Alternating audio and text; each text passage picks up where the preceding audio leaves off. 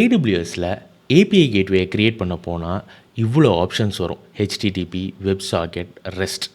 So இதில் ஹெச்டிடிபிக்கும் வெப்சாக்கெட்டுக்கும் என்ன difference அதை இந்த வீடியோவில் பார்ப்போம். ஹெச்டிடிபி ஏபிஐக்கும் வெப்சாக்கெட் ஏபிஐக்கும் உள்ள ஒவ்வொரு டிஃப்ரென்சஸையும் இதில் போஸ்ட் பண்ணியிருக்கேன்.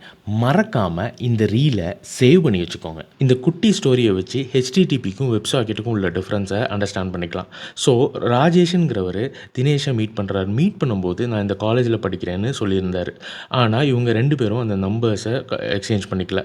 அதனால ஒவ்வொரு தடவும் காலேஜில் போய் தினேஷ் வந்தாரான்னு ராஜேஷ் கேட்டுட்ருப்பார். ஒரு ஹெச்டிடிபியில் ஒர்க் பண்ணுற சேட் அப்ளிகேஷன் ராஜேஷ் ஒரு மெசேஜை அந்த சேட் அப்ளிகேஷனில் உள்ள சர்வருக்கு அனுப்பிச்சா தினேஷுங்கிறவர் அந்த சர்வரில் கனெக்ஷனை எஸ்டாப்ளிஷ் பண்ணும். ஸோ எஸ்டாப்ளிஷ் பண்ணி புது மெசேஜஸ் வந்திருக்கா என்னங்கிறத ரெகுலராக query பண்ணிக்கிட்டே இருக்கணும். ஸோ ஒவ்வொரு தடவையும் மெசேஜ் வருதா என்னங்கிறத அதை போல் பண்ணுறதோ இல்லைனா கனெக்ஷனை எஸ்டாப்ளிஷ் பண்ணி செக் பண்ணுறதோ பண்ணுறது தான் ஹெச்டிடிபி. வெப்சாக்கெட் அப்படி இல்லை.